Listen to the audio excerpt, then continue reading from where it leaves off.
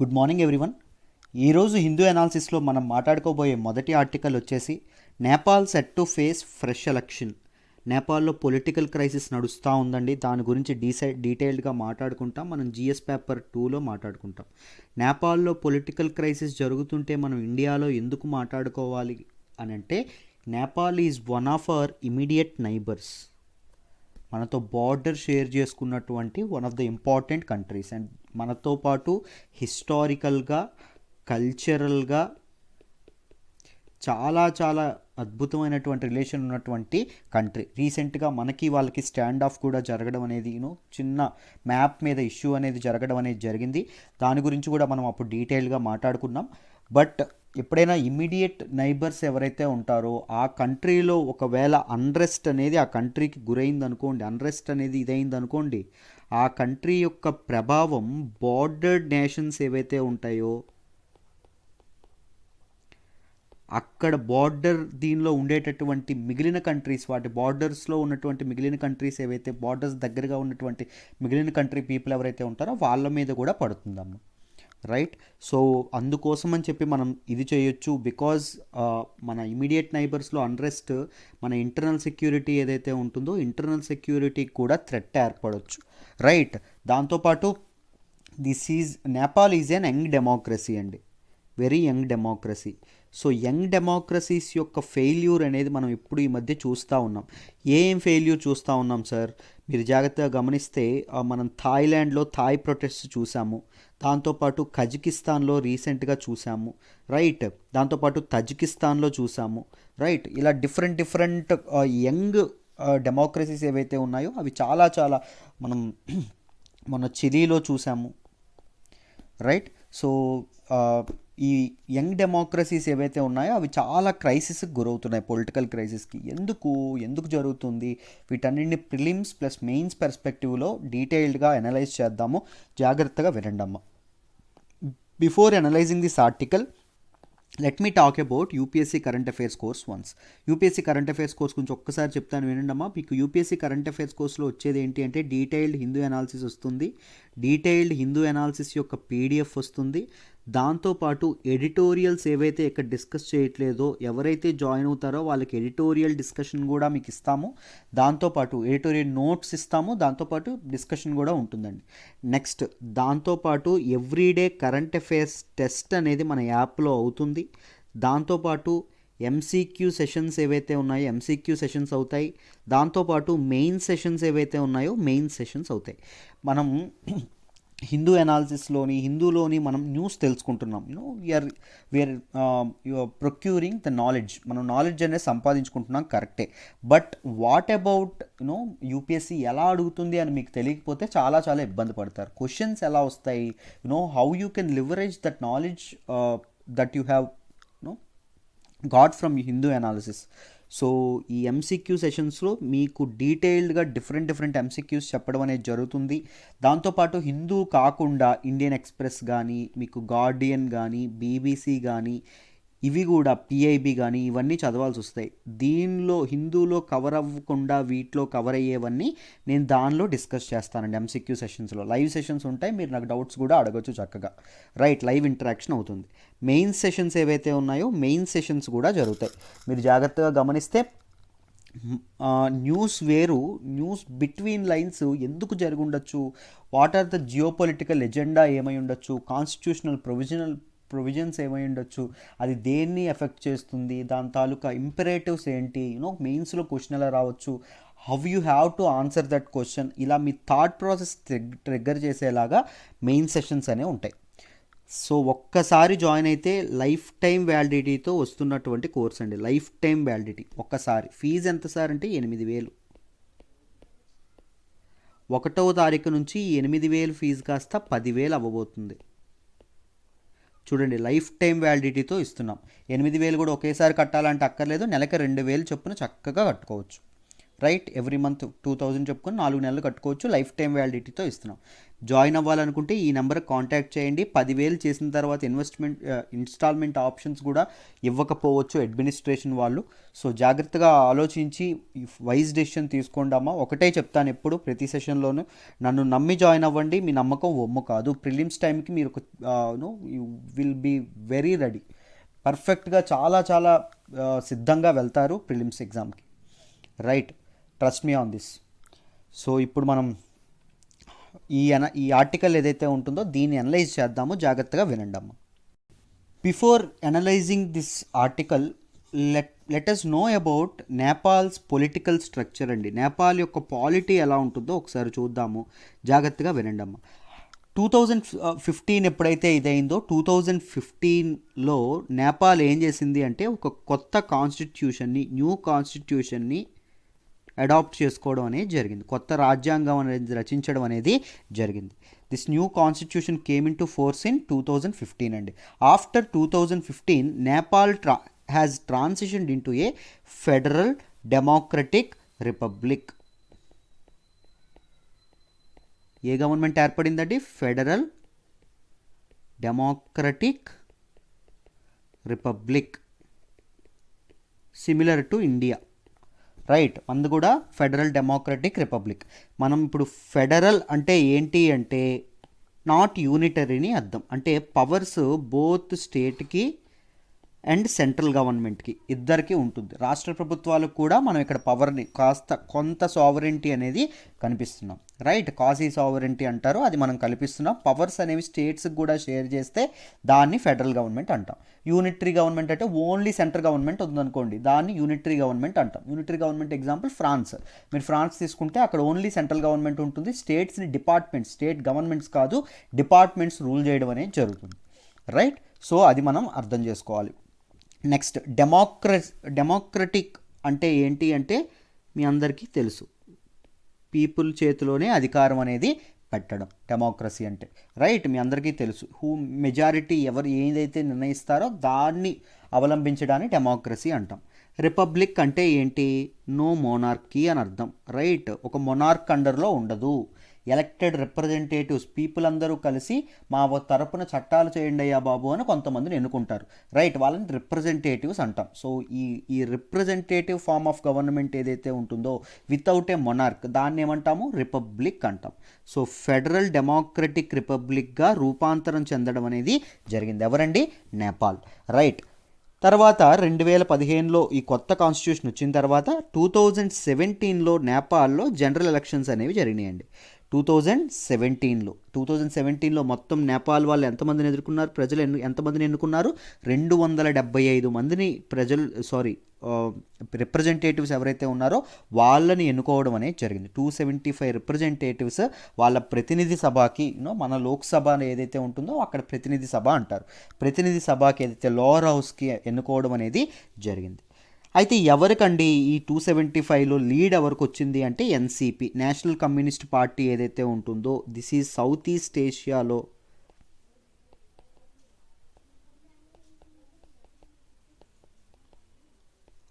అతిపెద్ద communist party అండి. ఏషియాలో third biggest communist party, south east ఏషియాలో అతిపెద్ద కమ్యూనిస్ట్ పార్టీ. నౌ నెక్స్ట్ చూడండి అమ్మ. అయితే ఇప్పుడు అపోజిషన్ పార్టీ ఏది ఉంది అంటే నేషనల్ కాంగ్రెస్ ఉంది. ఇక్కడ opposition party, main opposition national కాంగ్రెస్కి ఉండడం అనేది జరిగింది. అది 63 పీపుల్తో, 63 రిప్రజెంటేటివ్స్తో అది ఇదవ్వడం అనేది జరిగింది. ఇక్కడ వరకు మీకు అర్థమైందని అనుకుంటున్నాను. ఇప్పుడు మనం ఎన్సిపి ఏదైతే ఉందో దీని బ్యాక్గ్రౌండ్లోకి వద్దాం. ఒకసారి చూడండి. ఎన్సిపి ఏంటి అంటే ఏమని చెప్పాం? నేషనల్ కమ్యూనిస్ట్ పార్టీ అని చెప్పాం. రైట్, ఈ నేషనల్ కమ్యూనిస్ట్ పార్టీ ఎలా ఏర్పడింది అంటే నేపాల్ ప్రెజెంట్ ప్రైమ్ మినిస్టర్ అయినటువంటి ఆలీ ఎవరైతే ఉంటారో హిజ్ పార్టీ సిపిఎన్ ఏదైతే ఉంటుందో, కమ్యూనిస్ట్ పార్టీ ఆఫ్ నేపాల్ ఏదైతే ఉంటుందో, ఇక్కడ చూడండి సిపిఎన్ బ్రాకెట్లో యుఎంఎల్ అంటే యూనిఫైడ్ మార్క్సిస్ట్ లెనినిస్ట్ పార్టీ అని అర్థం. రైట్, పిఎం ఆలీ యొక్క సిపిఎన్ అండ్ ప్రచండ ఎవరైతే ఉంటారో ఆయన CPN.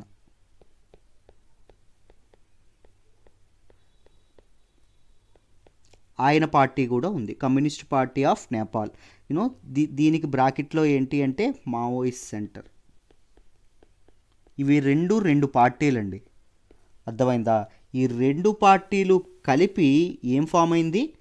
National communist party form అవ్వడం అనేది జరిగింది. రెండు సిపిఎన్లు కలిపి ఒక ఎన్సిపి ఫామ్ అవ్వడం అనేది జరిగింది. ఈ ఎన్సిపి అనేది ఏం చేసింది?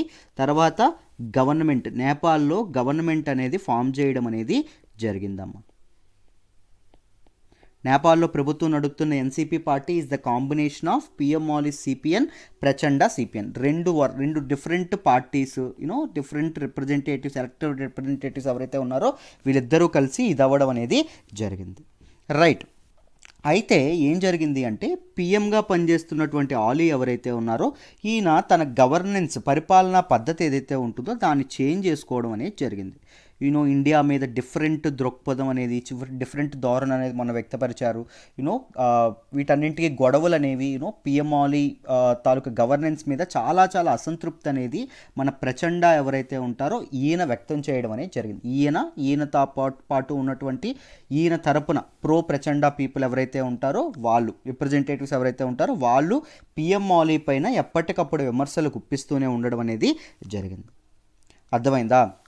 సో ఈ ప్రచండ అనేటటువంటి ఆయన, ఫార్మర్ పిఎం అయినటువంటి మాధవ్ కుమార్ నేపాల్ ఎవరైతే ఉంటారో ఆయన, వీళ్ళందరూ కలిపి ఒక జాయింట్ ప్లాట్ఫామ్ని ఎస్టాబ్లిష్ చేశారండి.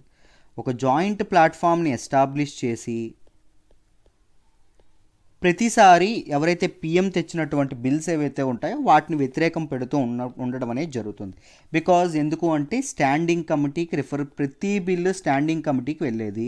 ఈ స్టాండింగ్ కమిటీలో ఎవరి తాలూకా మెంబర్స్ ఎక్కువగా ఉండేవాళ్ళు అంటే ప్రచండ ఎవరైతే ఉన్నారో ఈయన తాలూకా ప్రో మెంబర్స్ ఎక్కువగా ఉండేవాళ్ళు. సో ప్రతి బిల్లుని, పిఎం తెచ్చినటువంటి ప్రతి బిల్లుకి వాళ్ళు ఆమోదం అనేది తెలపట్లేదు. రైట్, స్టాండింగ్ కమిటీ ఆమోదం తెలపకపోవడం వల్ల ఆయన తీసుకున్న నిర్ణయాలు, పిఎం తీసుకున్న నిర్ణయాలు అనేవి యూనో పాలసీస్గా మారట్లేదు. సో దెన్ ఏమైంది? అధికారం ఆయన చేతిలో ఉంది, but he is the real prime minister, కానీ బిల్స్ అనేవి అతను అనుకున్నట్టు పాస్ అవ్వట్లేదు. ఆయనకి ఫ్రస్ట్రేషన్ రావడం అనేది మొదలైంది. ఆటోమేటిక్గా ఎవరికైనా వస్తుంది కదా. అయితే చూడండి, జూన్ 2020లో ఏం జరిగింది అంటే కాలాపానీ ఇష్యూ ఏదైతే ఉంటుందో అది ఇండియాకి నేపాల్కి మధ్య జరగడం అనేది జరిగింది. కాలాపానీ, లిపులేక్ ప్రాంతాలు ఏవైతే ఉంటాయో అవి ఇండియా మాదంటే మాది అని చెప్పి మన తాలూకా నేపాల్ ఏదైతే ఉంటుందో నేపాల్ మాదంటే మాది అని చెప్పి ఒక మ్యాప్ మీద డిస్ప్యూట్ అనేది మొదలవ్వడం అనేది జరిగింది. అప్పుడు ఈయన ఏం చేశారు అంటే ఆలీ తనతో పాటే పార్టీలో ఉన్నటువంటి వ్యక్తులు, ప్రచండ అండ్ పీపుల్ ఎవరైతే ఉంటారో వీళ్ళెవ్వరితో సంప్రదింపులు జరపకుండా యూనిలాటరల్ డెసిషన్స్ అనేవి తీసుకోవడం అనేది జరిగింది. ఆయనకి ఇష్టం వచ్చినటువంటి డెసిషన్స్ తీసుకోవడం అనేది జరిగింది. తర్వాత జూలై ఏదైతే ఉంటుందో జూలై ప్రాంతానికి ఈ టెన్షన్స్ ఏవైతే ఉన్నాయో పార్టీలో ఇంట్రా పార్టీ టెన్షన్స్ అంటాం. సో ఈ పార్టీ వాళ్ళ మధ్యలో వాళ్ళకి టెన్షన్స్ ఏవైతే ఉన్నాయో అవి ఇంటెన్సిఫై అవ్వడం అనేది జరిగిందమ్మా. అండ్ ఆలీ ఆయన ఎవరైతే ఉన్నారో ఆయన ఏమన్నారు అంటే ఇండియా ఇవన్నీ చేయిస్తుంది, ఈ ప్రచండ వీళ్ళందరితో వాళ్ళందరి వెనక ఇండియన్ గవర్నమెంట్ యొక్క హస్తం ఉంది అని చెప్పి వాళ్ళు అనడం అనేది మొదలుపెట్టారు. ఎందుకు అంటే ఈయన prime minister Ali Kalapani issue మీద ఏదైతే ఉంటుందో మన ఇండియా ఏదైతే ఉంటుందో ఇండియాకి ఎగెనెస్ట్గా చాలా తీవ్రంగా ఇదవ్వడం అనేది జరిగింది. ఓవర్ ద టైం తర్వాత ఏం జరిగింది అంటే మన తాలూకా ప్రచండ ఎవరైతే ఉంటారో ఆయన కూడా ఈ కాలాపానీ ఇష్యూ మీద మన నేపాల్ ఏదైతే ఉంటుందో నేపాల్ తరపున ఆయన కూడా వాదించడం అనేది జరిగింది. సో కాలాపానీ ఇష్యూతో విడిపోయినటువంటి 2 పీపుల్ ఎవరైతే ఉన్నారో ముఖ్యంగా మన తాలూకా ప్రచండ అండ్ ఆలీ ఎవరైతే ఉన్నారో వీళ్ళిద్దరూ కలవడం అనేది జరిగింది. రెండు ముఠాలు అంటామండి, 2 ఫ్యాక్షన్స్ అంటాం. రైట్, ఈ 2 ఫ్యాక్షన్స్ ఏవైతే ఉన్నాయో అవి కలవడం, 2 గ్రూప్స్గా ఏదైతే విడిపోయిందో పార్టీ మళ్ళీ ఒక పార్టీగా కలవడం అనేది జరిగిందమ్మా. అర్థమైందా? ఇక్కడి వరకు మీకు అర్థమైందనే అనుకుంటున్నాను. తర్వాత ఏం జరిగింది? ఈయన ప్రైమ్ మినిస్టర్ అయినటువంటి ఆలీ ఏం చేశారు అంటే మళ్ళీ మళ్ళీ ప్రచండాకి చెప్పకుండా కొత్త మినిస్టర్స్ని అపాయింట్ చేయడం అనేది జరిగింది. మినిస్ట్రీస్ అనేవి పార్టీలో డెసిషన్ తీసుకోకుండా యూనిలాటరల్గా ఆయన నిర్ణయం ఆయన తీసుకోవడం అనేది జరిగింది. రైట్, దాని మీద మళ్ళీ ప్రచండ కోపం వచ్చింది. ప్రచండాకి ఆలీకి మధ్య మళ్ళీ గొడవలు మొదలవ్వడం అనేది జరిగింది. రైట్, సో ఈ ప్రాబ్లం ఏదైతే ముదురుతుందో, ఆలీ ఎవరైతే ఉన్నారో ఇతనికి ఎగనెస్ట్గా, ఇతని గవర్నెన్స్కి ఎగనెస్ట్గా ఎప్పుడైతే ఒక పార్టీలో ఒక రెబలియన్ అనేది స్టార్ట్ అయిందో, ప్రచండ ప్రో పీపుల్ ఎవరైతే ఉన్నారో వీళ్ళు కొంతమంది రిజైన్ కూడా చేయడం అనేది జరిగింది. రైట్, ఈ తాలూకా ప్రెజర్ మధ్య ఈయన ఏం చేశారు అంటే, మన నేపాల్ పార్లమెంట్ ఏదైతే ఉంటుందో పార్లమెంట్ని డిజాల్వ్ చేసేయాలి అని నిర్ణయం తీసుకున్నారు. డిజాల్వ్ చేసేస్తూ ఎవరికి పంపారు? రాష్ట్రపతికి నివేదిక పంపడం అనేది జరిగింది. సో ప్రెసిడెంట్ ఎవరైతే ఉన్నారో, ప్రెసిడెంట్ వెంటనే ఆ డిజాల్వింగ్ ఏదైతే గవర్నమెంట్ డిజాల్వింగ్ ఏదైతే ఉంటుందో దానిని అప్రూవ్ చేయడం అనేది జరిగింది. సో అఫీషియల్గా ఏం జరిగింది, మన నేపాల్ యొక్క పార్లమెంట్ ఏదైతే ఉంటుందో నేపాల్ యొక్క పార్లమెంట్ అనేది డిజాల్వ్ అయిపోవడం అనేది జరిగింది. మీరు జాగ్రత్తగా గమనించండి. 2017లో జనరల్ ఎలక్షన్స్ జరిగినాయి. 2017లో జనరల్ ఎలక్షన్స్ జరిగినందుకు గాను ప్రజలందరూ వాళ్ళ తాలూకా రిప్రజెంటేటివ్స్ని ఎన్నుకున్నారు. మొత్తం ఎంతమందిని? 275 మందిని, 275 మెంబర్స్ని వాళ్ళు ఎన్నుకోవడం అనేది, నేపాల్ ప్రజలు ఎన్నుకోవడం అనేది జరిగింది. ఇప్పుడు ఒక ఇంట్రా పార్టీ కాన్ఫ్లిక్ట్స్ వల్ల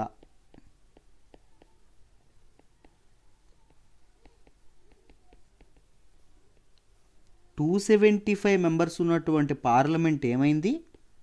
డిజాల్వ్ అయిపోయింది. పార్లమెంట్ని డిజాల్వ్ చేయడం అంటే ఏంటి? ప్రజలిచ్చిన మ్యాండేట్ ఏదైతే ఉంటుందో, ప్రజల యొక్క తీర్పు ఏదైతే ఉంటుందో దాన్ని డిజాల్వ్ చేయడం. అవునా? ప్రజలు ఏం చెప్పారు? మన పార్టీ ఏదైతే ఉంటుందో, మనకి నేషనల్ కమ్యూనిస్ట్ పార్టీ ఎన్సీపీ ఏదైతే ఉంటుందో దానికి ఎప్పటి వరకు 5 ఇయర్ టర్మ్ అండి, మనలాగానే 2017 నుంచి 2022 వరకు మమ్మల్ని పాలించండి అయ్యా, మా కోసం పాలసీస్ చేయండి అని చెప్పి వాళ్ళు ఇది చేయడం అనేది జరిగింది, వాళ్ళు ఎన్నుకోవడం అనేది జరిగింది. బట్ ముందు డిజాల్వ్ చేయడం అంటే ఏంటి? డెమోక్రసీకి పెద్ద గొడ్డలి పెట్టు. వేరే కారణాల వల్ల అన్రెస్ట్ పెరగడమో, లేకపోతే ఎక్స్టర్నల్ డిస్టర్బెన్స్ ఉండడమో, ఇంటర్నల్ డిస్టర్బెన్సెస్ పెరగడమో, లా అండ్ ఆర్డర్ కుప్పకూలిపోవడమో, వీటి వల్ల మీరు పార్లమెంట్ని అప్పుడు హ్యాండిల్ చేయలేకపోతే గవర్నమెంట్ పొలిటికల్ క్రైసిస్ ఇదైతే అప్పుడు చేయొచ్చు, పర్లేదు. అన్కాన్స్టిట్యూషనల్గా ఏవైనా మూవ్స్ అనేవి జరిగినప్పుడు పార్లమెంట్ డిజాల్వ్ అవ్వడం అనేది ఒక కార్యక్రమం. బట్ ఇంట్రా పార్టీ కాన్ఫ్లిక్ట్స్, పార్టీలో వాళ్ళ అంతర్గతమైనటువంటి కాన్ఫ్లిక్ట్స్ వల్ల పార్లమెంట్ డిజాల్వ్ చేయడం డెమోక్రసీకి ఇదా? ఏ డెమోక్రసీ అయినా, ఇండియాలో ఉన్నటువంటి డెమోక్రసీ అయినా, ఏదైనా ప్రజాస్వామ్యానికి అది పెద్ద గొడ్డలి పెట్టు. రైట్, సో ఇలా మనం అర్థం చేసుకోవాలి. You have to code these kind of points in mains answer writing. మెయిన్స్లో ఇలాంటి ఇది చేయాలి. బట్ ఎందుకు ఇలా జరుగుతుంది? ముఖ్యంగా గమనిస్తే వెరీ యంగ్ డెమోక్రసీస్ అయినటువంటి, అప్పుడప్పుడే డెమోక్రసీని తీసుకున్నటువంటి, డెమోక్రసీ పొజిషన్లోకి వచ్చినటువంటి చాలా కంట్రీస్ ఇలా విచ్ఛిన్నం అయిపోతున్నాయి. ఎందుకు? What is the main problem? What is the main issue? Me opinion ఏంటో నాకు కామెంట్లో తెలియజేయండి. రైట్, ఎందుకంటే థాయిలాండ్ ఏదైతే ఉంటుందో థాయిలాండ్ అలాగే జరిగింది, మయన్మార్ ఏదైతే ఉంటుందో మయన్మార్ అలాగే జరిగింది, తజికిస్తాన్ ఏదైతే ఉంటుందో రీసెంట్గా తజికిస్తాన్ అలాగే జరిగింది, రీసెంట్గా చిలీ ఏదైతే ఉంటుందో చిలీలో కూడా ఇలాగే జరిగింది. ఇలా డిఫరెంట్ కంట్రీస్ ఇలాంటి young democracies they are very prone to failure. Why it is happening? Why? Because నా ఒపీనియన్ నేను చెప్తాను. కాన్స్టిట్యూషన్, రాజ్యాంగం అనేది బలంగా లేకపోవడం. కాన్స్టిట్యూషన్ బలంగా లేకపోతే కాన్స్టిట్యూషనల్ ఇన్స్టిట్యూషన్స్ ఏవైతే ఉన్నాయో, కాన్స్టిట్యూషనల్ ఇన్స్టిట్యూషన్స్ అంటే ఏంటండి? ఎలక్షన్ కమిషన్ కానీ, లేకపోతే డిఫరెంట్ ఇన్స్టిట్యూషన్స్ ఏవైతే ఉన్నాయో, గవర్న్ చేసేటటువంటి ఇన్స్టిట్యూషన్స్, అవి కూడా సక్రమంగా పనిచేయవు. సో అలాంటి కంట్రీలో ఏం మొదలవుతుంది? పొలిటికల్ అన్రెస్ట్ అనేది స్టార్ట్ అవుతుంది. దట్ పొలిటికల్ అన్రెస్ట్ ఏదైతే ఉంటుందో దానివల్ల కంప్లీట్గా డెమోక్రసీ పీపుల్ యొక్క మ్యాండేట్ అనేది ఫెయిల్ అవుతుంది, right. So these are the points that should remember about this article అమ్మ. ఈ ఆర్టికల్ మీరు ఎప్పుడు ఇలాంటి క్రైసిస్ ఎప్పుడు వచ్చినా మీరు ఇండియన్ కాన్స్టిట్యూషన్తో వాళ్ళ కాన్స్టిట్యూషన్కి ఉన్నటువంటి పోలికలు ఏవైతే ఉన్నాయో అవి చదువుకోవాలి. మీకు సిలబస్లో జిఎస్ పేపర్ 2లో ఉంటుందండి, comparison of Indian constitution with other constitutions అని, రైట్. ఎప్పుడు ఇలాంటి కాన్స్టిట్యూషనల్ క్రైసిస్ ఏర్పడినా, ఏ కంట్రీలో ఏర్పడినా మనం దాని గురించి మనం కంప్లీట్గా తెలుసుకోవాలి, right. Exactly. So these are the things that you should remember about this article అమ్మ. మీకు మొత్తం అర్థమైందనే అనుకుంటాను. ఒక్కసారి క్విక్గా రివిజన్ చేస్తాను చూడండి. డిసెంబర్ 2017లో ఏం జరిగింది, జనరల్ ఎలక్షన్స్ అనేవి జరిగినాయి. జనరల్ ఎలక్షన్స్ అనేవి జరిగిన తర్వాత ఎవరండి అధికారంలోకి వచ్చారు, కేపీ శర్మ ఆలీ ఎవరైతే ఉంటారో, మిస్టర్ ఆలీ అంటాము, ఆయన పిఎం అవ్వడం అనేది జరిగింది. ఆఫ్టర్ దట్ 2018లో ఏం జరిగింది, ఎలక్షన్లు అయిపోయిన తర్వాత మనకి CPN, communist party of Nepal, UML ఏదైతే ఉంటుందో యుఎంఎల్, దాంతోపాటు communist party of Nepal Maoist centre ఏదైతే ఉంటుందో మావోయిస్ట్ సెంటర్, ఈ రెండూ కలిపి ఎలా ఏర్పడ్డాయి, నేషనల్ కమ్యూనిస్ట్ పార్టీగా ఏర్పడడం అనేది జరిగింది. నేషనల్ కమ్యూనిస్ట్ పార్టీ అనేది పూర్తి స్థాయిలో గవర్నమెంట్ అనేది ఏర్పాటు చేయడం అనేది జరిగింది, రైట్. సో తర్వాత 2020 ఏదైతే ఉందో 2020లో ఏం మొదలైనవి, నేపాల్లో ప్రో మొనార్కీ ప్రొటెస్ట్స్ ఏవైతే ఉన్నాయో, మళ్ళీ మాకు మొనార్కీ కావాలి, రాచరిక వ్యవస్థ కావాలి అనేటటువంటి ప్రొటెస్ట్స్ అనేవి మళ్ళీ మొదలైనవి. దాంతోపాటు ఏం జరిగిందమ్మా, ప్రో మొనార్కీ ప్రొటెస్ట్తో పాటు మీకు ఇండియాతో కాలాపానీ ఇష్యూ ఏదైతే ఉంటుందో అది జరిగింది. దాంతోపాటు ఆలీ గవర్నమెంట్ ఏం చేసింది, యూనిలాటరల్ డెసిషన్స్ అనేవి తీసుకోవడం అనేది జరిగింది. యూనిలాటరల్ పొజిషన్స్, మినిస్ట్రీస్గా ఆయన మార్చేయడం, ఆయనకి ఇష్టం వచ్చినట్టు ఇవన్నీ ఆయన చేయడం అనేది జరిగింది. సో దెన్ ఏం జరిగింది, సొంత పార్టీలో ఉన్నటువంటి ప్రచండ గ్రూప్ ఎవరైతే ఉంటారో వాళ్ళు మన తాలూకా ఆలీ మీద అటాక్ చేయడం అనేది జరిగింది, రైట్. ఈయన ఏ బిల్ తీసుకొచ్చినా ఆయన స్టాండింగ్ కమిటీలో ఆ బిల్ని ఏం చేసేవాళ్ళు, కొట్టిపడేసేవాళ్ళు. దానివల్ల చాలా చాలా ప్రాబ్లం రావడం అనేది జరిగింది. సో ఈ టెన్షన్ ఏదైతే ఉంటుందో అది చాలా ఇంటెన్సిఫై అయ్యి లాస్ట్కి ఏం జరిగిందమ్మా, మన తాలూకా ఆలీ ఎవరైతే ఉన్నారో ఆయన పార్లమెంట్ని డిజాల్వ్ చేసేయడం అనేది జరిగింది.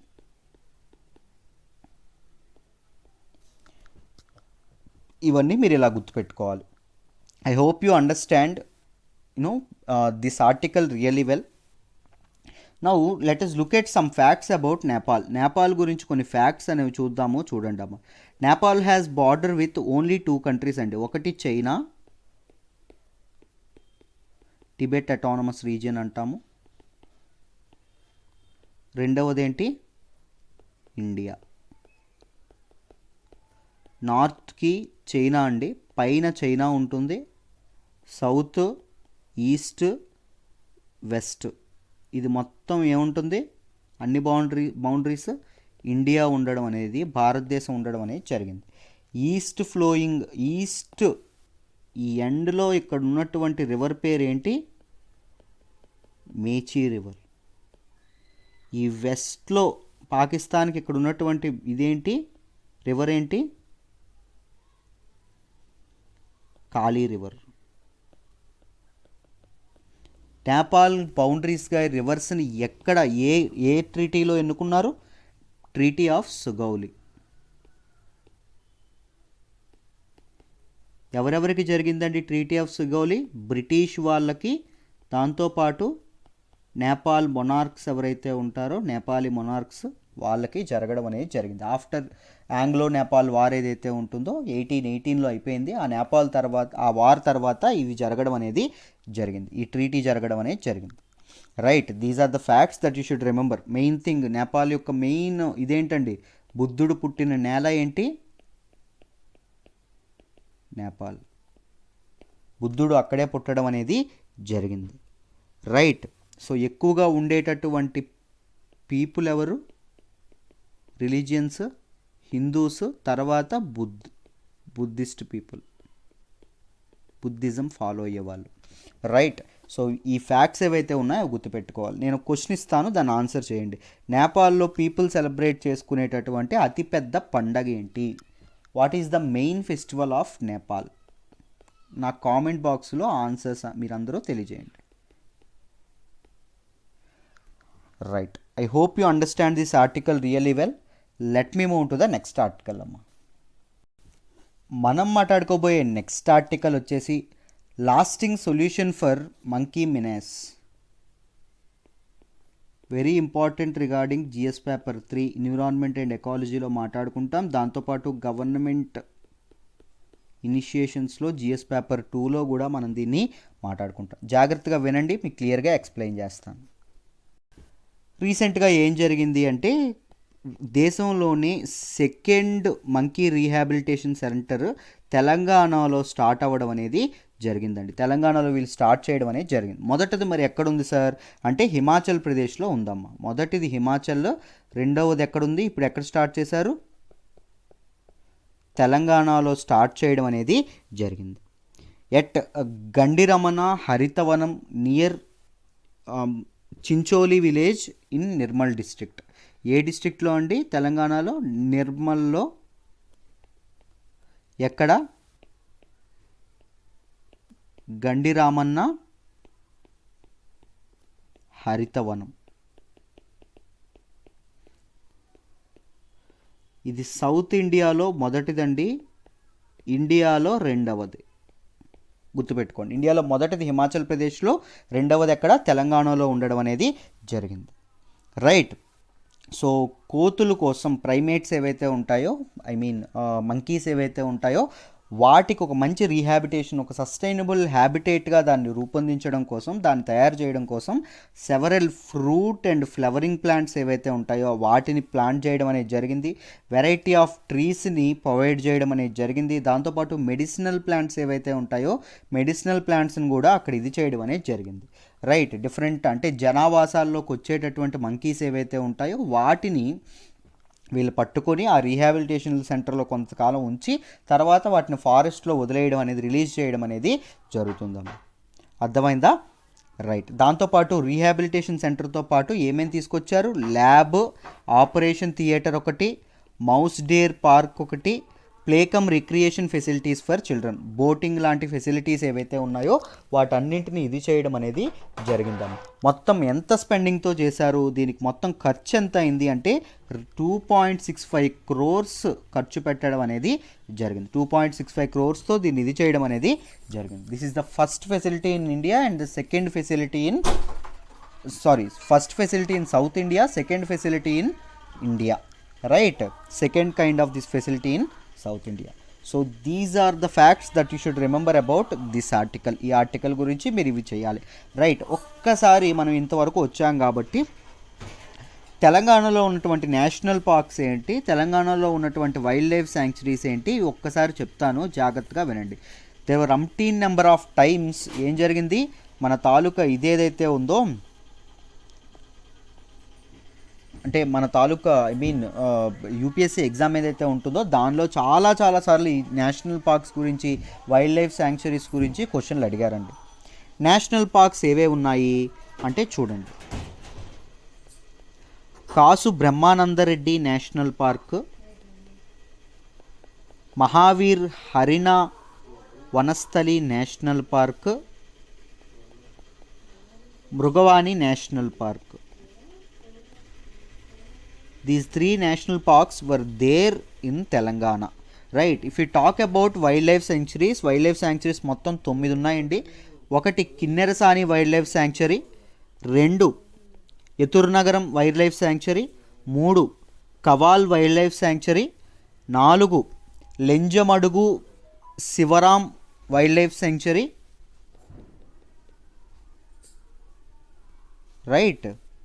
ఎల్. ఓకే.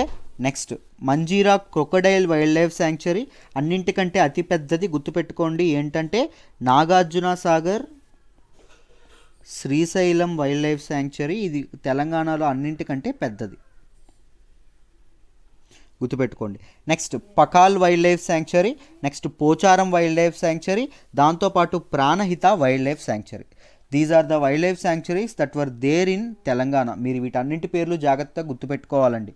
రైట్, ఎగ్జామ్లో ఎన్ నెంబర్ ఆఫ్ టైమ్స్ వీటిని అడగడం అనేది జరిగింది, ఏ వైల్డ్ లైఫ్ శాంక్చురీ ఏ స్టేట్లో ఉంటుంది అని. రైట్, వితౌట్ ఫెయిల్ గుర్తుపెట్టుకోవాలి. ఇప్పుడు మనం ఒక్కసారి మన తాలూకా ఆంధ్రప్రదేశ్ ఏదైతే ఉంటుందో ఆంధ్రప్రదేశ్లో ఉన్నటువంటి వైల్డ్ లైఫ్ శాంక్చురీస్ గురించి ఒకసారి చూద్దాము. చూడండి, మొదటిది కంబాలకొండ వైల్డ్ లైఫ్ శాంక్చురీ, రెండవది పాపికొండ వైల్డ్ లైఫ్ శాంక్చురీ, మూడవది కోరింగా వైల్డ్ లైఫ్ శాంక్చురీ, నాలుగవది కృష్ణా వైల్డ్ లైఫ్ శాంక్చురీ, ఐదవది Gundla Brahmeswaram wild life sanctuary, next Sri Lanka Malleswara wild life sanctuary, next Sri Penusila Narasimha wild life sanctuary, next Sri Venkateswara wild life sanctuary, Kaundinya wild life sanctuary.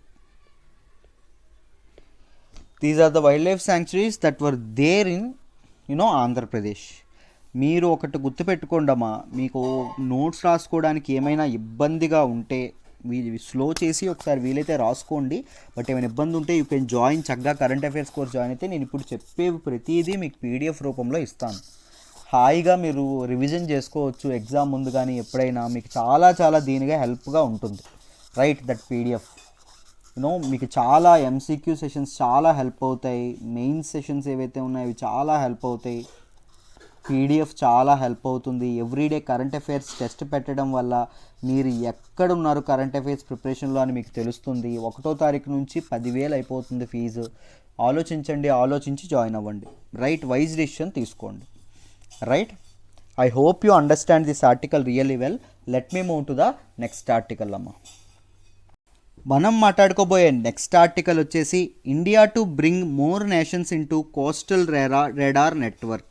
Very important regarding GS paper 3 science and టెక్నాలజీలో మాట్లాడుకుంటాము. దాంతోపాటు GS 2లో కూడా మాట్లాడుకుంటాం, global కోఆపరేషన్లో. జాగ్రత్తగా వినండి అమ్మా, క్లియర్గా ఎక్స్ప్లెయిన్ చేస్తాను, మీకు క్లియర్గా అర్థమైపోతుంది. ఇండియా, భారతదేశం తన కోస్టల్ రాడార్ చైన్ నెట్వర్క్ ఏదైతే ఉంటుందో కోస్టల్ రాడార్ చైన్ నెట్వర్క్ని ఎక్స్పాండ్ చేద్దామని చెప్పి అనుకుంటుంది. ఇప్పటి వరకు ఏ కంట్రీస్కి ఉంది అంటే మన ఇండియా ఎక్కడెక్కడ తన తాలూకా రాడార్ స్టేషన్స్ ఏవైతే ఉన్నాయో అవి ఎక్కడ ఎస్టాబ్లిష్ చేసిందంటే అదర్ కంట్రీస్లో, other than our country. Right, అబ్రాడ్లో ముఖ్యంగా మారిషస్, దాంతోపాటు సేచ్లెస్ అండ్ శ్రీలంక ఏదైతే ఉంటుందో శ్రీలంక. సో ఇక్కడ ఉండడం అనేది జరిగింది. ఇప్పుడు కొత్తగా ఎక్కడికి ఇది చేస్తున్నారు చూడండి, మాల్దీవ్స్ ఏదైతే ఉంటుందో మాల్దీవ్స్లో ఎక్స్పాండ్ చేయబోతున్నారు. ఆల్రెడీ మాల్దీవ్స్లో ఉన్నాయండి, మాల్దీవ్స్లో 2 ఉన్నాయి. సారీ, మూడవ స్టేషన్ అనేది మాల్దీవ్స్లో ఏర్పాటు చేయబోతున్నారు. దాంతోపాటు మయన్మార్లో కొత్తగా ఇది చేయబోతున్నారు. దాంతోపాటు బంగ్లాదేశ్ ఏదైతే ఉంటుందో బంగ్లాదేశ్లో ఈ రాడార్ ఏదైతే ఉంటుందో ఈ రాడార్ నెట్వర్క్స్ అనేవి, రాడార్ స్టేషన్స్ అనేవి చేయబోతున్నాము, అక్కడ నిర్మించబోతున్నాము అని చెప్పడం అనేది జరిగిందమ్మా. Right, so these Mauritius and మనకి సేచ్లెస్ అండ్ శ్రీలంక ఏవైతే ఉన్నాయో ఇక్కడ ఆల్రెడీ ఉన్నాయండి. ఆల్రెడీ మన తాలూకా నెట్వర్క్ అనేది ఎక్స్పాండ్ అయి ఉంది. ఇప్పుడు కొత్తగా ఏం చేస్తున్నారు, మాల్దీవ్స్కి, మయన్మార్కి, బంగ్లాదేశ్కి కూడా ఎక్స్పాండ్ చేయడం అనేది జరుగుతుంది. రైట్, ఇండియన్ నేవీ యొక్క information management analysis centre, iMac అంటాం. రైట్, ఈ ఐమ్యాక్ ఏదైతే ఉంటుందో ఇది ఎక్కడుందో మీకు తెలుసనే అనుకుంటున్నాను, గురుగ్రామ్లో ఉంటుంది. ఆఫ్టర్ 26/11 అటాక్స్, 26/11 అటాక్స్ తర్వాత దీన్ని ఏర్పాటు చేయడం అనేది, ఇన్కార్పొరేట్ చేయడం అనేది జరిగింది. ఎందుకండి, this is a nodal agency for maritime data infusion. ముఖ్యంగా మ్యారిటైమ్ రాడార్ నెట్వర్క్స్ అని మీకు గుర్తొచ్చింది అనుకోండి, ఎక్కడైనా పదం వస్తే మీకు వెంటనే గుర్తుకు రావాల్సింది ఏంటి, ఐమ్యాక్ అండ్ హెడ్ క్వార్టర్స్ ఎక్కడ ఉంది, గురుగ్రామ్లో ఉండడం అనేది జరిగింది. రైట్, గురుగ్రామ్లో ఉండడం అనేది జరిగింది. సో ఈ రాడార్ నెట్వర్క్స్ ఏవైతే ఉంటాయో వాటిని ఎస్టాబ్లిష్ చేయడము, వాటిని డిఫరెంట్ సెంటర్స్, ప్లేసెస్ గుర్తించడము, దాని తాలూకా డేటా ఏదైతే ఉంటుందో దాన్ని అనలైజ్ చేయడము, ఇవన్నీ ఇది చేయడం అనేది జరుగుతుంది. రైట్, సో ఇవేవైతే మనకి వీళ్ళందరూ ఒప్పుకున్నారు కదా, మాల్దీవ్స్, మయన్మార్, బంగ్లాదేశ్, వీళ్ళందరూ ఏం ఒప్పుకున్నారండి, తమ తాలూకా ప్లేసుల్లో ఆ కంట్రీస్లో మన స్టేషన్స్, మన రాడార్ నెట్వర్క్ స్టేషన్స్ ఏవైతే ఉన్నాయో వాటిని ఎస్టాబ్లిష్ చేసేందుకు ఒప్పుకున్నారు. సో ఈ నేవీ అనేది ఏం చేయబోతుంది, ఆ కంట్రీస్ ఏవైతే ఉన్నాయో, ఏవైతే మనకి మ్యారిటైమ్ కోఆపరేషన్ చేస్తున్నటువంటి కంట్రీస్ ఏవైతే ఉన్నాయో వాటితో వైట్ షిప్పింగ్ అగ్రిమెంట్స్ ఏవైతే ఉన్నాయో అవి చేసుకోబోతుంది. What is this white shipping agreements అంటే నాన్ మిలిటరీ షిప్స్ ఏవైతే ఉంటాయో, కమర్షియల్ షిప్స్ ఏవైతే ఉంటాయో వాటి తాలూకా గమనం గురించి ఏం చేస్తుంది, ఆ కంట్రీస్కి డేటా అనేది ఇండియన్ ఐమాక్ ఏదైతే ఉంటుందో అది ఇవ్వడం అనేది జరుగుతుంది. మన నేవీ అనేది వాటికి ఇది చేయడం అనేది జరుగుతుంది. అయితే ఈ ఫేజ్ ఈ రాడార్ కోస్టల్ రాడార్ చైన్ ఏదైతే ఉంటుందో అది ఇప్పుడే ఇది చేశారా అంటే కాదండి, ఆల్రెడీ ఫస్ట్ ఫేజ్ అయిపోయింది. ఇది డిఫరెంట్ ఫేజెస్ మాదిరిగా దీన్ని చేస్తున్నారు. ఫేజ్ 1, ఫేజ్ 2 ఇప్పుడు నడుస్తోందండి. ఫేజ్ 1లో భాగంగా ఆల్రెడీ మన భారతదేశం కోస్టల్ లైన్ పొడవున మళ్ళీ కామెంట్స్లో తెలియచేయండి, what is the coastal line of our India, ఎన్ని కిలోమీటర్లు కవర్ అయ్యిందో నాకు కావాలి. రైట్, ఒకసారి మీరు నా కామెంట్ బాక్స్లో తెలియచేయండి. మొత్తం 46 కోస్టల్ రాడార్ స్టేషన్స్ ఏవైతే ఉన్నాయో they have been set up across the countries coastal line. మొత్తం 46 ఫేజ్ 1లో అయ్యాయి. ఫేజ్ 2లో ఏం చేయబోతున్నారు అంటే మొత్తం 38 static stations, 4 mobile radar stations ఇది చేయబోతున్నారండి. ఇన్కార్పొరేట్ చేయడం అనేది they are being set up in the coastal guard. Right, coastal line పొడవునా వీటిని ఇది చేయడం అనేది జరుగుతుంది. అర్థమైందా? So this is all about radar chain network. Radar chain నెట్వర్క్ని ఇది చేసేటటువంటి వాచ్ డాగ్గా పనిచేసేటటువంటి నోడల్ ఏజెన్సీ ఏంటి, ఐమాక్. గుర్తుపెట్టుకోవాలమ్మా, ఓకేనా? Information management and analysis centre, IMAC. ఓకేనా? ఇక్కడ రాశాను చూడండి. రైట్. సో అండ్ నెక్స్ట్ మనకి ఏం చెప్పారు అంటే ఐఎఫ్సి ఐఓఆర్ ఏదైతే ఉంటుందో అంటే నేవీ యొక్క information fusion centre for the Indian ocean region, ఇది ఏదైతే ఉంటుందో ఇది దేని అండర్లో పనిచేస్తుంది అంటే మన ఐమాక్ అండర్లో పనిచేస్తుందండి ఈ information centre. Right. So it promote maritime domain awareness. Maritime domain awareness ఏదైతే ఉంటుందో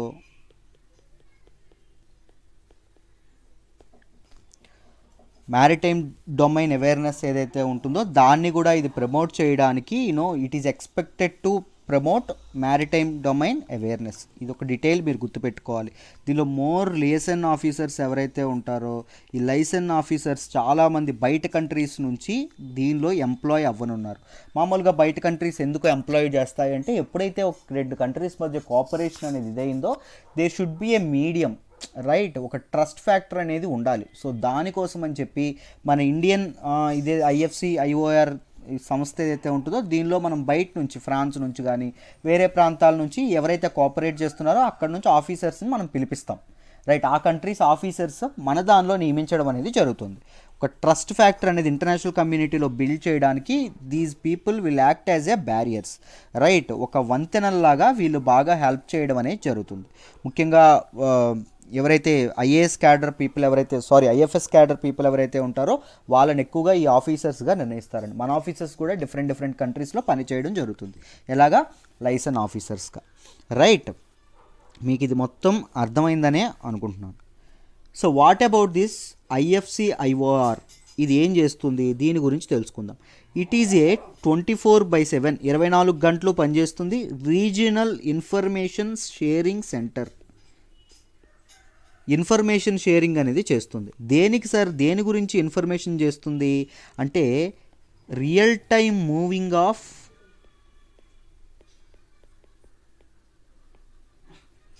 వైట్ షిప్పింగ్ వెజల్స్ అండి. అంటే కమర్షియల్ షిప్స్ ఏవైతే ఉంటాయో వాటి తాలూకా రియల్ టైమ్ మూమెంట్ ఏదైతే ఉంటుందో దాన్ని చెప్పడం అనేది జరుగుతుంది. రైట్, దీని తాలూకా ఎయిమ్స్ ఏంటంటే building a common coherent maritime situation picture and acting as a maritime information hub for the region and enabling mutual collaboration ఏదైతే ఉంటుందో mutual collaboration and understanding the concerns and threats to ensure safety and security.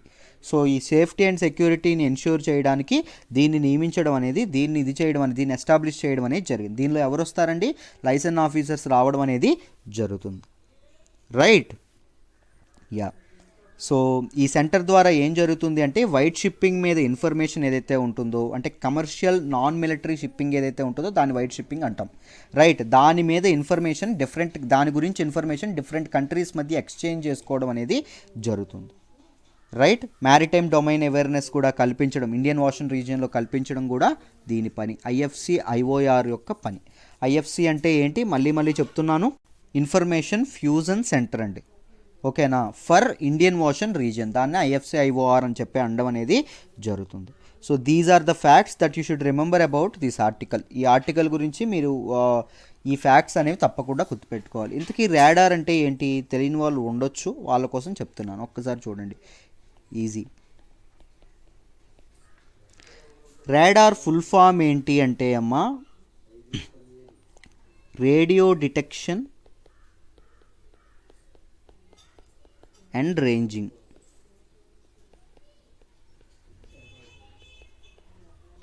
ఎప్పుడండి ఈ పదాన్ని ఎప్పుడు coin చేశారు? Radar అనే పదాన్ని ఎప్పుడు ఇదైంది అంటే 1941. మనకి వరల్డ్ వార్ 2 ఏదైతే ఉంటుందో వరల్డ్ వార్ 2కి ముందు దీన్ని ఇది చేయడం అనేది జరిగింది. సో ఇంతకీ what is this radar? Radar is an object detecting system అండి. రియల్ టైంలో ఆబ్జెక్ట్ డిటెక్షన్ ఏదైతే ఉంటుందో అది ఇది చేయడం అనేది జరుగుతుంది. ఏం లేదు, రాడార్కి ఏముంటుంది అంటే ఒక యాంటీనా ఉంటుంది, అర్థమైందా? ఈ యాంటీనా ఏం చేస్తుంది అంటే సిగ్నల్స్ ఏవైతే ఉన్నాయో సిగ్నల్స్ పాస్ చేస్తుంది ఒక టార్గెట్ ఆబ్జెక్ట్కి. సిగ్నల్స్ ఏమవుతాయి? ఆ తాలూకా ఆబ్జెక్ట్, ఒక ప్లేన్ ఉందనుకోండి, ఏరోప్లేన్ ఉందనుకోండి, ఆ ఆబ్జెక్ట్కి తగిలి ఆ ఆబ్జెక్ట్ యొక్క టార్గెట్ రేంజ్ ఎంత ఉంది, దాంతోపాటు యాంగిల్స్ ఏంటి, టార్గెట్ యొక్క సైజ్, ఆ ప్లేన్ యొక్క సైజ్ ఏంటి, దాని తాలూకా స్పీడ్ ఏంటి, దాని తాలూకా పొజిషన్ ఏంటి, దాని తాలూకా ఫీచర్స్ ఏంటి, దాని తాలూకా ఆల్టిట్యూడ్ ఏంటి, ఇవన్నీ చెప్పడం అనేది జరుగుతుంది. దీన్ని మామూలుగా మనకి ఏరోప్లేన్స్ ఏవైతే ఉన్నాయో ఏరోప్లేన్స్ ఇదేదైతే ఉంటుందో దానిలో చేస్తారు, ఏవియేషన్లో దీనిగా వాడతారు. దాంతోపాటు మ్యారిటైమ్ డిఫరెంట్ షిప్స్ యొక్క మూవింగ్ రియల్ టైం మూమెంట్ ఏదైతే ఉంటుందో దాన్ని తెలుసుకోవడానికి కూడా వాడతారు. సో ఈ సిగ్నల్ అనేది దానికి ఇదయ్యి సమ్ సిగ్నల్ మళ్ళీ బ్యాక్ దీనికి పంపించడం అనేది జరుగుతుంది. సో ఈ బ్యాక్ వచ్చినటువంటి సిగ్నల్ని ఇది ఏం చేస్తుంది? రికార్డు చేయడం అనేది జరుగుతుంది. దట్ ఈజ్ హౌ ఇదంతా జరగడం అనేది జరుగుతుందమ్మా. వెరీ ఈజీ, మీకు ఈజీగా అర్థమైందని అనుకుంటున్నాను. Radio detection and ranging. Right, మనం జనరల్ స్టడీస్లో దీన్ని చదువుకుంటాము, మీకు క్వశ్చన్ రావచ్చు వాట్ అబౌట్ దిస్ థింగ్ అని. సో అందుకోసమని ఒకసారి మీకు చెప్పాను. Aircrafts, ships, motor vehicles, weather formulations, obstacles గుర్తించడం, వీటన్నింటిలో రాడార్స్ ఉపయోగించడం అనేది జరుగుతుంది. To know the range, altitude, direction and speed of both moving and fixed objects. కదులుతున్నటువంటి ఆబ్జెక్ట్స్, దాంతోపాటు ఫిక్స్డ్గా ఉన్నటువంటి ఆబ్జెక్ట్స్ రెండింటి యొక్క స్పీడు, పొజిషనింగ్ ఇవన్నీ తెలుసుకోవడానికి దీన్ని వాడతారండి. రైట్, మీకు ఈ ఆర్టికల్ ఇన్ డీటెయిల్ చెప్పగలిగానని అనుకుంటున్నాను. I hope you understand this article really well. Let me move to the next article అమ్మ.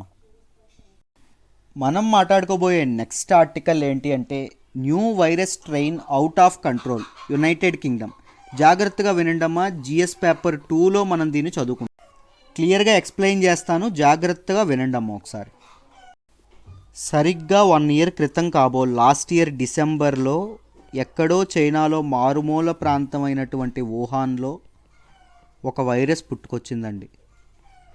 మొత్తం మన జీవితాల్ని దుర్భరం చేసి పడేసింది. Right, COVID-19, before COVID-19, after COVID-19 అని మనం చెప్పుకునేంతగా మన జీవితాల్లో మార్పు తీసుకొచ్చింది. మన హిస్టారికల్ చేంజెస్ తీసుకొచ్చింది. దాంతోపాటు మనకి ఎకనామికల్గా చాలా చేంజ్ తీసుకొచ్చింది. హెల్త్ క్రైసిస్ని చాలా తీసుకొచ్చింది. చాలా చాలా చాలా చాలా ఇబ్బందులను తీసుకురావడం అనేది జరిగింది కోవిడ్-19 తనతో పాటు. రైట్, 2020లో చాలా చాలా దారుణాలని, చాలా చాలా ఇబ్బందుల్ని మన ప్రపంచం చూడగలిగింది.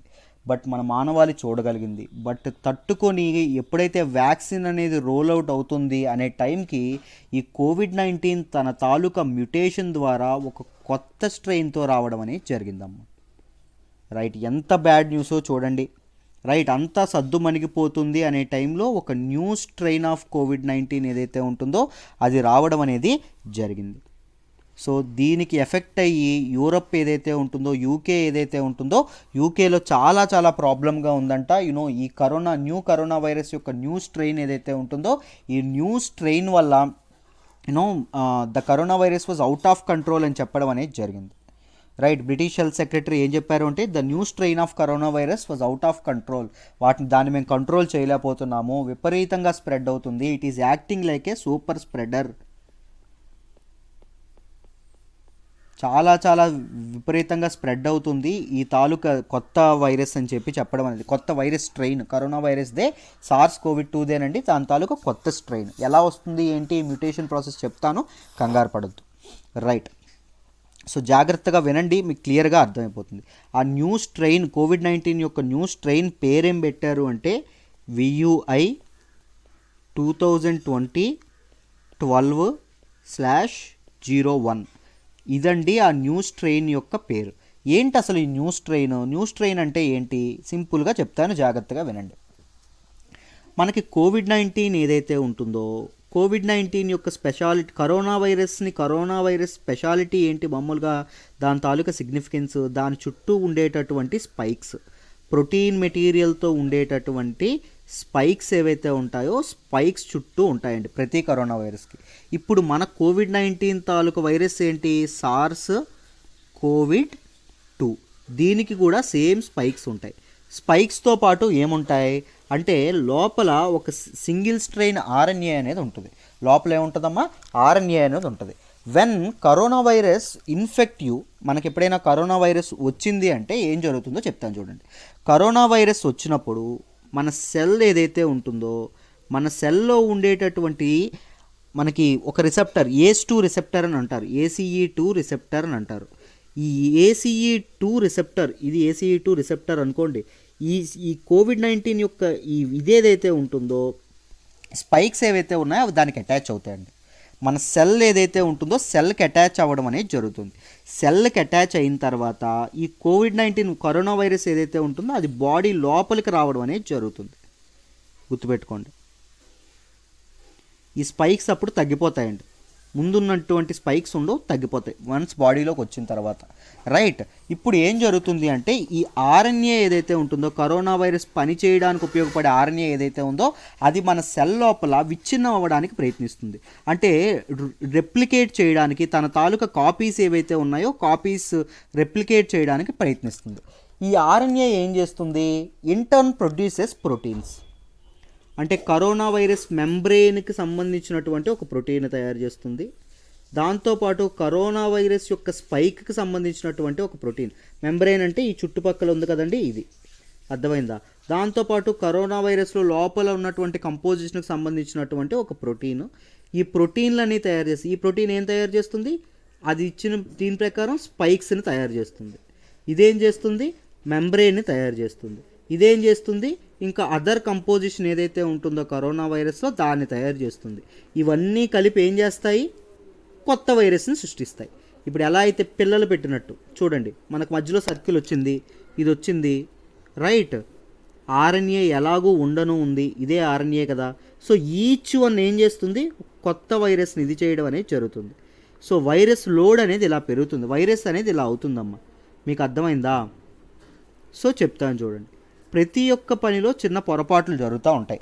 అలాగే ఈ కాపీయింగ్ ప్రొసీజర్ ఏదైతే, వైరస్ తన తాలూకా పిల్లల్ని పెట్టే ప్రొసీజర్ ఏదైతే ఉంటుందో ఆ ప్రొసీజర్లో కూడా కొన్ని తప్పులు జరుగుతాయి, కొన్ని చేంజెస్ జరుగుతాయి.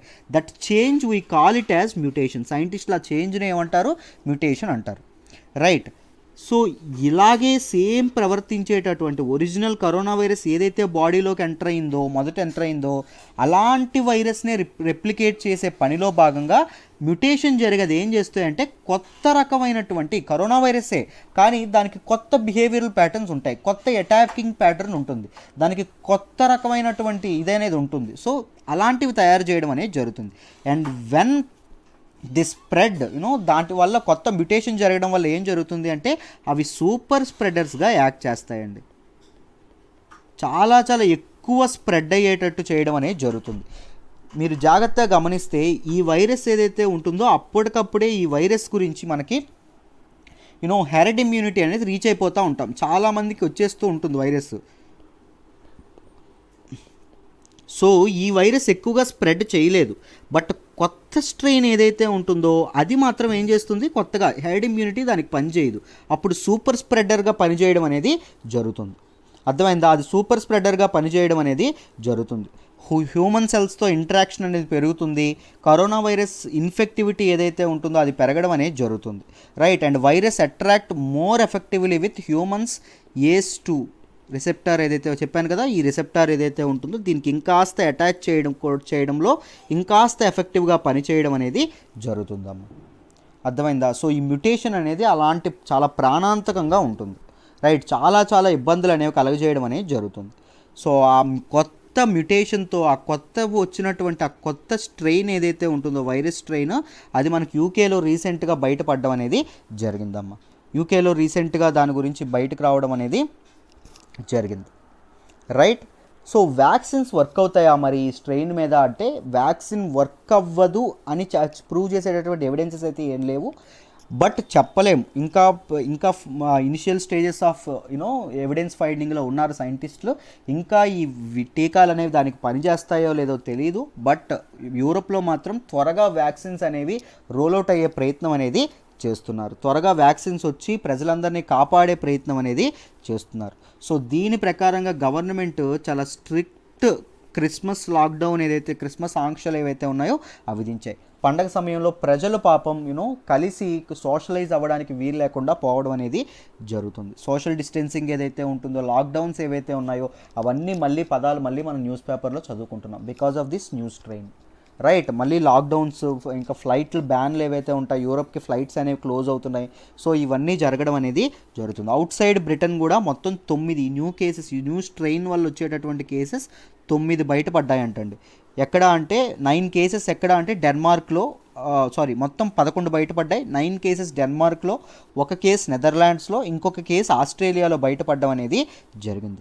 వీళ్ళందరూ యూకే హెల్త్ అథారిటీస్ ఎవరైతే ఉన్నారో, యునైటెడ్ కింగ్డమ్ యొక్క హెల్త్ అథారిటీస్ వీళ్ళందరూ WHO ఏదైతే ఉంటుందో వరల్డ్ హెల్త్ ఆర్గనైజేషన్కి వెంటనే తమ తాలూకు నివేదికనివ్వడం అనేది జరిగింది. వరల్డ్ హెల్త్ ఆర్గనైజేషన్ కూడా త్వరగా అలర్ట్ అయ్యి లాక్డౌన్ ఆంక్షల గురించి కానీ వీటన్నింటి గురించి కానీ చెప్తుంది.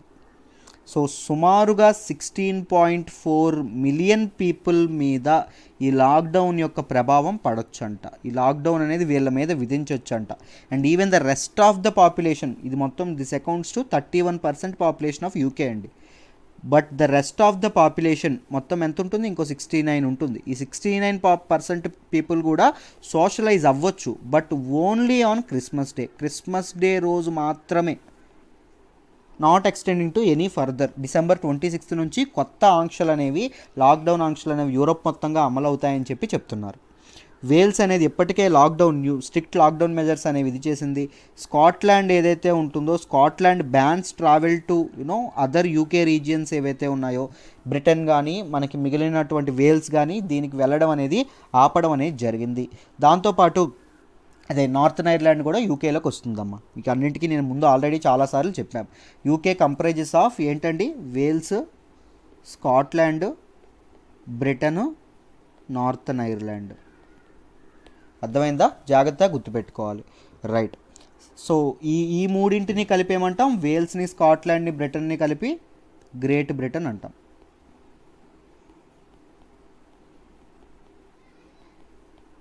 రైట్. యా. సైంటిస్ట్ ఎవరైతే ఉన్నారో they first discovered the new variant in a patient in September అండి. సెప్టెంబర్లో మొదట ఈ న్యూ వేరియంట్ యొక్క ఇదేదైతే ఉంటుందో జాడల్ని కనుక్కోవడం అనేది జరిగింది. మామూలు కరోనా వైరస్ కంటే ఈ న్యూ వేరియంట్ ఏదైతే ఉంటుందో it is 70% more infectious అంటమ్మా.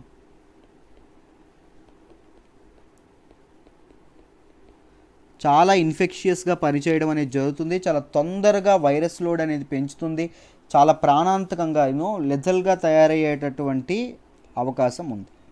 So these are the things that were mentioned in this article. ఈ ఆర్టికల్ యొక్క బ్యాక్గ్రౌండ్, మ్యుటేషన్ ఎలా జరుగుతుంది, మ్యుటేషన్ వల్ల కలిగేటటువంటి ఇంపాక్ట్ ఏంటి, వీటన్నీ మీకు అర్థమయ్యాయని అనుకుంటున్నాను.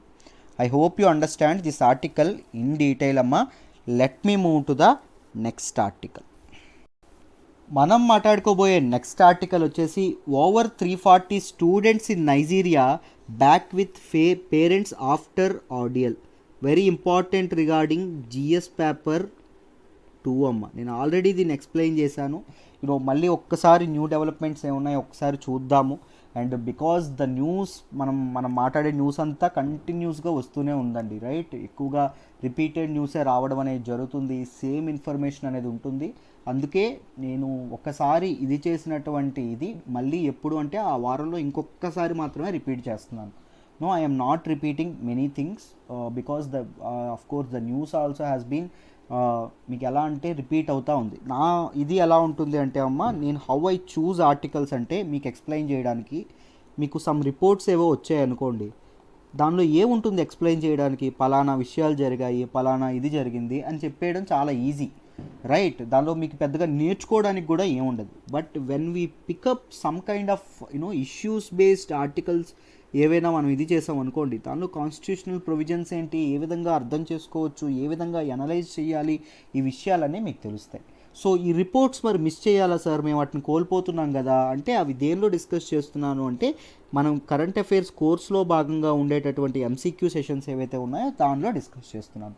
టకటక అయిపోతాయి, ఓన్లీ ఫ్యాక్ట్ బేస్డ్ థింగ్స్ కాబట్టి ఏ రిపోర్ట్ ఎవరిచ్చారు, ఎందుకు ఇస్తారు, ఆ ఇన్స్టిట్యూషన్ వెనక బ్యాక్గ్రౌండ్ ఏంటి, ఇన్ డీటెయిల్ చెప్తాను. మామూలుగా ఎంసీక్యూ సెషన్స్ కూడా నేను చెప్పే విధానం ఏదో క్వశ్చన్ చెప్పి ఆన్సర్ చెప్పి అలా ఉండదండి, రైట్? మీకు ఎలా చెప్తా అంటే, ఇప్పుడు ఎలా అయితే ఇన్ డెప్త్ ఇన్ డీటెయిల్ వెళ్తానో అలాగే అక్కడ కూడా వెళ్ళడం అనేది జరుగుతుంది ఎవ్రీ క్వశ్చన్కి. సో మీకు కాంప్రహెన్సివ్ నాలెడ్జ్ అనేది వస్తుంది, క్లాస్ రూమ్లోనే రివిజన్ అయిపోతుంది. ఆలోచించి డెసిషన్ తీసుకోండి. మళ్ళీ మళ్ళీ చెప్తున్నాను, 8,000 రూపాయలు కాస్త 1వ తారీఖు నుంచి 10,000 రూపాయలు అయిపోతుంది. సో నెలకి 2,000 చొప్పున చక్కగా పే చేస్తూ మీరు జాయిన్ అవ్వచ్చు. ఈ అవకాశాన్ని ఉపయోగించుకోండి, రైట్?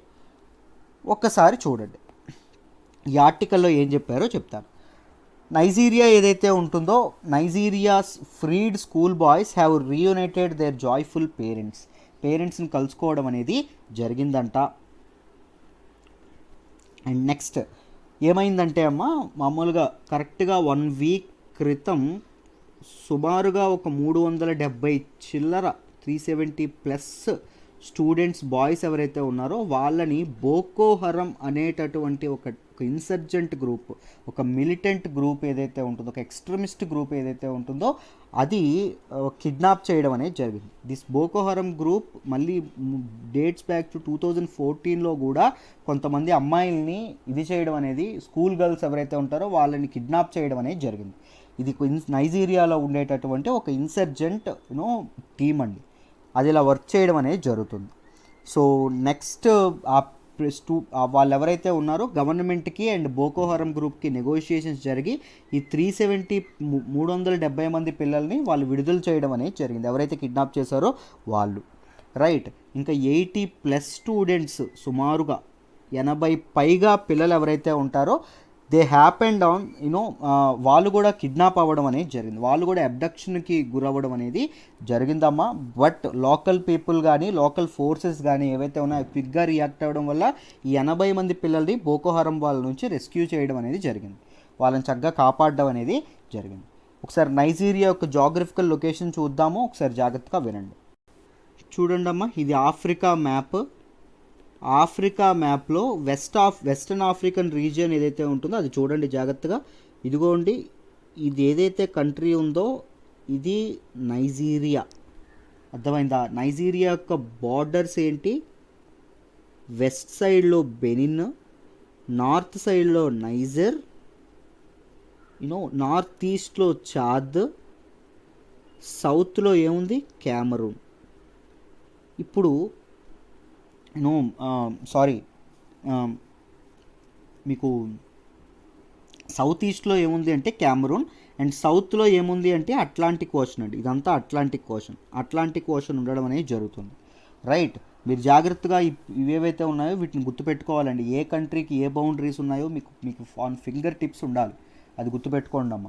రైట్, అయితే ఏం జరుగుతుంది, నైజీరియాలో మిలిటెన్సీ ఇన్సర్జెన్సీ ఏదైతే ఉంటుందో అది ఓవర్ 2000s నుంచి అది స్టార్ట్ అవ్వడం అనేది జరిగింది. సో తర్వాత 2009లో ఏం జరిగింది అంటే బోకో హరం అనేటటువంటి ఒక ఇన్సర్జెంట్ గ్రూప్ ఏదైతే ఉంటుందో ఆ బోకో హరం అనేటటువంటి ఒక ఇన్సర్జెంట్ గ్రూప్ కూడా మొదలవ్వడం అనేది జరిగిందమ్మ. రైట్, అది చాలా చాలా ఆకృత్యాలకు పాల్పడడం అనేది జరిగింది. దీన్ని ఎవరండి ఇది చేశారు అంటే మహమ్మద్ యూసుఫ్. స్టార్ట్ చేసిన వ్యక్తి మహమ్మద్ యూసుఫ్. మొన్నే 10 సంవత్సరాలు కూడా కంప్లీట్ చేసుకుంది. చాలా పెద్ద పెద్ద అటాక్స్ చేయడం అనేది జరుగుతుంది. This is a Boko Haram is a Islamic insurgent group అండి, ఒక మతపరమైనటువంటి గ్రూప్. వీళ్ళ తాలూకా ఆశయం ఏంటంటే వెస్ట్రన్ కల్చర్ యొక్క ప్రభావం ఇస్లామిక్ స్టేట్స్ మీద పడకూడదు, ఇస్లాం అనే సంరక్షకులుగా ఇస్లాం అనేది చాలా సేఫ్గా ఉండాలి, ఇస్లాం కల్చర్ అనేది ఇది అవ్వకూడదు అని చెప్పి వీళ్ళు ఇది చేయడం అనేది జరుగుతుంది. But they choose the path of violence, that's the problem. Right, వాళ్ళ మతాన్ని సంరక్షించుకోవాలి అనుకోవడం తప్పు కాదు, బట్ దానికి వైలెన్స్ని చూస్ చేసుకోవడం అనేది తప్పు. So that is the problem. నేను ఈ బోకో హరం ఏంటి అండ్ నైజీరియాలో ఇన్సర్జెన్సీ ఎలా జరుగుతుంది, వాట్ అబౌట్ దట్ థింగ్, మీకు ఇవన్నీ ఏవైతే ఉన్నాయో అవన్నీ నేను మొన్న సాటర్డే ఏదైతే ఉందో సాటర్డే డీటెయిల్డ్గా వీడియోలో చెప్పానండి, ఇన్ డీటెయిల్ చెప్పాను. ఆ వీడియోలో ఉన్నటువంటి లాస్ట్ ఆర్టికల్కి ఒక్కసారి వెళ్ళండి, వెళ్ళి జాగ్రత్తగా వినండి అమ్మా, మీకు క్లియర్గా అర్థమైపోతుంది. అర్థమైందా?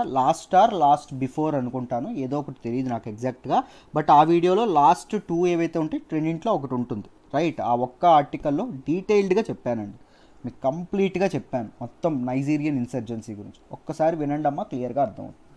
So UPSC current affairs course join అవ్వాలంటే ఈ నెంబర్ ఏదైతే ఉందో ఈ నెంబర్కి ఫోన్ చేయండి. నా గైడెన్స్ ఉంటుంది, నా సపోర్ట్ ఉంటుంది, నాతో డౌట్ క్లియరెన్స్ ఉంటుంది, నాతో ఇంటరాక్ట్ అవ్వచ్చు. దాంతోపాటు మీకోసం నేను కష్టపడడానికి ఎప్పుడూ సిద్ధంగానే ఉంటాను. నన్ను నమ్మి నాతో పాటు కలిసి మీరు కూడా వర్క్ చేయాలి అనుకుంటే జాయిన్ అవ్వండి అమ్మ. వచ్చి మనం చక్కగా హ్యాపీగా చాలా చాలా నేర్చుకోవచ్చు. రైట్, ఫీజు ఎంత అంటే 8,000 కేవలం, నెలకు 2,000 చొప్పున కట్టచ్చు. 8,000 కాస్త 10,000 అవుతుంది 1వ తారీఖు నుంచి. సో జాగ్రత్తగా ఈలోపే జాయిన్ అవ్వడానికి ప్రయత్నించండి. కాంటాక్ట్ నెంబర్ ఇచ్చాను కదా, that is Prashanti madam number, ఒక్కసారి కాంటాక్ట్ చేయండి. రైట్, ఐ హోప్ మీ అందరికీ ఏదైతే ఉందో అనాలిసిస్ ఈరోజు అర్థమైందని అనుకుంటున్నాను. మళ్ళీ రేపు కలుద్దామమ్మా. బాయ్.